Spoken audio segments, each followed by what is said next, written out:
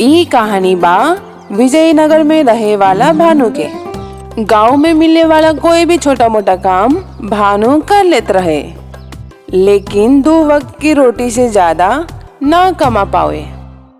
भानु के पत्नी सुमित्रा बहुत लालची औरत रहे और दूसरा के खुशी से बहुत जलत रहे। कैसन लगल हमार साड़ी सखी? परसों ही बंटी के पापा लियावले उस शहर में जो नया साड़ी की दुकान खुलल बा वहीं से। भौजी हाय हाय कितना निमन साड़ी बा, ऐसन डिजाइन तो पूरा विजयनगर में कहीं ना मिली। नहीं तो परसों ही हम ऐसन साड़ी 4 औरतन के पहने घूमत देखले हाँ। वैसे तू कितने में खरीद ला? हाँ लागत बा के बहुत सस्ता बा। हाँ सुमित्रा एकदम सस्ता बा, इतना सस्ता बा कि तू 10-15 साल पैसा जुड़बू तो एक साड़ी तो खरीद लेबू। बुझाइल तो के? वैसे सुमित्रा जोन साड़ी पहनले बाड़ू वो तोरे ब्याह के टाइम के बाना। गुस्सा होके सुमित्रा वहाँ से चली जाली और ओकर सारा गुस्सा ओकरा पति भानु पे निकलत रहे। बस इतना सा पैसा, इतना पैसा में हम घर कैसे चलाएं? अब जैसे हमेशा चलावेलू, हम जे कुछ भी कमाईला तोहरे के तलिया के देला ना। हाँ हाँ बड़ा एहसान करला तू। गहना तो छोड़ा, कबो कोनो नया साड़ी देव लगा। बस बहुत बैल, हम कुछ ना जानी लो। आज कैसे भी करके नया साड़ी चाहिए बस, नहीं तो हम नहीं हर चल जाब। सच में? इतना खुश होए की जरूरत ना बा। हम नहीं हर जाए और अपना माई के लेके यहाँ आए। अब इतना बड़ सजा, रुका हम कुछ करता नहीं, उनके यहाँ मत बुलैया। कोई भी पैसा कर्जा देवे खातिर तैयार नहीं खे। पैसा का इंतजाम ना भइल तो हम साड़ी कहाँ से खरीदब, और हम साड़ी ना खरीद पाइब तो ओकर माई यहाँ आके हमार कपार खा जाई। नहीं हमें कुछ न कुछ तो करही के पड़ी। अरे हाँ, हमहन के घरे के गोदाम में बहुत सारा पुरान चीज पड़ल बा। अगर ओकरा में से हम कुछो बेच देही तो हमके पैसा मिल जाई और फिर हम सुमित्रा खातिर साड़ी खरीद सकीले। वाह भानु वाह, का आइडिया आयल बा तो है। भानु जल्दी जल्दी अपने घरे आवेला और बेचे खातिर कुछो मिल जाए एक खातिर गोदाम में घुस जाला।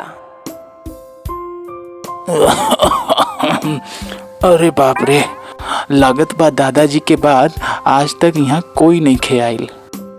यहाँ कुछ बेचे लायक बा कि ना? हाँ, ये सब बेच के भगवान के दया से कम एगो साड़ी तो हम खरीदे ले, लेकिन ये सब के कैसे लेके जाए? हाँ, एकरा से हमार काम हो जाए। हे भगवान, ई का भइल? कहीं हमें कोनो भरम तो नहीं खे होत? अरे नहीं, अब भरम कोनो बात के, ई तो सच बा। चला एक और बार कोशिश करके देखता नहीं। अरे वाह, ई तो जादुई संदूक बा, कमाल हो गई लो। एकरा से तो हम जे चाहे दुगना कर सकीला। चलो सुमित्रा के चल के बताइला।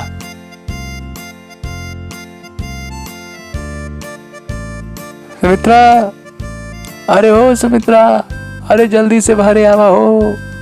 का भइल? का चिल्लत बाड़ा? अरे बात ऐसन बा कि अगर हम तोहे बताइब तो तहू खुशी से चिल्लाए लगबू। अच्छा तका रवा हमरा खातिर वो साड़ी लाने का? अरे साड़ी का, अब तो हम तोहरा खातिर साड़ी का पूरा दुकाने खरीद सकतानी। हम तोहरा के जे बिहानी पैसा देले रही ना वो हमें लिया वापस करा। उसे तो घर का सामान ले ली हा। घरे के कुल सामान खरीदे के बाद मिला जुला के ये 100 रुपए बचल बा। ऐसे तो एगो अच्छा रुमाल भी ना मिली। भानु सुमित्रा से 100 रुपया लेके संदूक में डालेला और देखते देखत 100 के 2 नोट हो जाला। हाँ, हे भगवान, ये का बा? हमहन के अमीरी का चाबी, जादुई संदूक। एमे जो चीज भी डालीला ऊ दुगना हो जाला। होई देखा। यही तरह भानु बार बार बढ़ल पैसा के दुगना और फिर 4 गुना करेला और फिर अंत में ओकरा पास ढेर सारा पैसा हो गए। हे भगवान, तोरे घरे अंदर बा, देर नहीं तोहर लाख लाख शुक्र बा प्रभु। हाँ, ई कुल पैसा से हम आपन बिजनेस शुरू करब जे इतना साल में ना कैले रही। आजी हम कहा था नी, कहा जरूरत बा काम धंधा करे के, बैठे बिठाई जे चाही ई संदूक से बना ले। नहीं सुमित्रा, हमहन ई जादुई संदूक का प्रयोग जरूर करब, लेकिन ई बात बहरे केहू के पता ना होके के चाहिए, नहीं तो हमहन के बड़ा संकट में पड़ जाए। हमहन के कुछ ऐसन करे के पड़ी जैसे केहू के पता ना चले। अभी हम जैसन कहता नहीं वैसने करा। भानु आपन तरकीब सुमित्रा के बतावले और भानु के कहला पे सुमित्रा बाजार जाले और हर तरह के एक एक फल और सब्जी लेके घरे आवेला। भानु ई कुल फल और सब्जी जादुई संदूक से दुगना करेला और जब भर भर के टोकरी हो जाला तब ओकरा लेके दूसरा गांव में जाके बेच देला। भानु के धंधा से फायदा होए लागल और ऐसे ऊ अपन स्थिति सुधारे लागेला। लेकिन फिर भी ओकर तरक्की पर ओकर पड़ोसिन के शक होए लागेला। सुमित्रा अमीर तो हो गईली, लेकिन पड़ोसियन के द्वारा कईल अपमान के ना भुला पावले। ई दोनों जब हम गरीब रहनी तो ई दोनों हमारा औकात दिखावे के कोनो मौका ना छोड़त रहे। इनके तो वो सबक सिखाई कि इनके जिंदगी भर याद रही। अरे कैसन बाड़ू भौजाई? हम तो ठीक है सुमित्रा, तू बतावा आजकल देखा नवाड़ू। का भाऊजी कुछ भी वैसे ये साड़ी कितने में ले लो? हा वैसे तो बहुत महंगा साड़ी बा, लेकिन तू अब खरीद सकेलू ना। अरे ना ना भाऊजी, हम अपने खातिर थोड़ी ना कहता नहीं, वो हमार नौकरानी बा ना, ओहे के देवे के बा, यही से पूछत रहले। हम तो ऐसन साड़ी से पोछा भी ना लगाए। चला कीमत जो भी हो तू खरीद ले बाड़ू, मतलब सस्ता हुई। आज वो बेचारी के 2-4 गो दिया दे। सुमित्रा के कईल अपमान के देवयानी दिल पे ले ले। ए सुमित्रा अपने आप का का समझेला? कहले हम जो साड़ी पहनेला वो नौकरानी के लायक बा, तनिक पैसा का आ गई रुआब दिखावत बा, लेकिन हम जान ला इनका अमीरी के पीछे कोई जरूर राज बा और आज हम पता लगा के रख। देवयानी वही समय अपने पति के साथ सुमित्रा के घर में चुपके से आ जाले और जब भानु सुमित्रा के साथ जादुई संदूक से सब चीज दुगना करत रहल, वही समय खिड़की से देख ले देवयानी के उनका राज पता चल जाला और आज ही रात के ऊ संदूक चुरा ले ही ऐसन मन में ठान ले। राती के सबके सूझ जाए के बाद देवयानी चुपके से अपना पति के साथ ही सुमित्रा के घर में घुस जाले। जादुई संदूक रखल कमरा में वो लोग आवेले और वहाँ देवयानी संदूक के खोल ले। केहू के आवे के आहट से सुमित्रा और भानु के नींद खुल जाला। के बा वहाँ? भानु के आवाज से डर के रमन पीछे देखेला और ओकर धक्का लग के देवयानी संदूक में गिर जाले। अरे भगवान, ई का भइल? तो दोनों वहाँ का करता रहा? हम तो हर जादुई संदूक यहाँ चुरावे खातिर आयल रहनी, लेकिन सोचले ना रही कि ऐसन हो जाई भाई।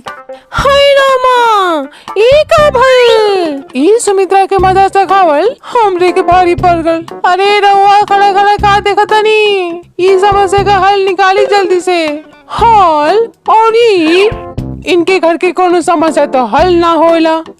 अरे भानु, हम तोरा हाथ जोड़िला भैया, ये मुसीबत से हमरा के छुटकारा दिया दा। अरे भाभी जी, राउर जादू रउए मुबारक। हम तोहार ई राज केहू से बहरे ना कहब। लेकिन पहले ई मुसीबत के हल निकाला। अरे हमसे एक बीवी तो समरत नहीं के, यहाँ तो दू गो बा। माफ करिहा रमन, लेकिन ई जादू के उल्टा कैसे करल जाला ई हमरा नहीं मालूम। अरे भगवान, अब हमार का हुई? ई दोनों मिलके हमरा के पागल बना दी हैं। वैसे रमन, एगो उपाय तो बा जैसे तोहार समस्या हल हो सकेला, लेकिन तनी सी तकलीफ हो सकेला। चली एकदम चली मोर भाई, जे कोई तकलीफ हुई हम सह लेब। ई दोनों से बड़ा कोनो तकलीफ ना हो सकेला, ई हम जानीला। रउआ बस हमें उपाय बता दी। रमन के हाँ कहते ही भानु ओके धक्का मार देला और रमन संदूक पे गिर जाला। ई का कहनी हा? उहे जे सही रहे। अब एगो देवयानी के तो एगो रमन झेल सकेला ना, यही खातिर 2 गो देवयानी खातिर 2 गो रमन भी तो होए के चाहिए ना। भानु के तरकीब काम कैलस और संदूक से 2 गो रमन बाहर आए। सबके जादुई संदूक इस्तेमाल करी के सबक मिल गए रहे। भानु संदूक के ताला लगावले और फिर कभी उस संदूक के इस्तेमाल ना कैले।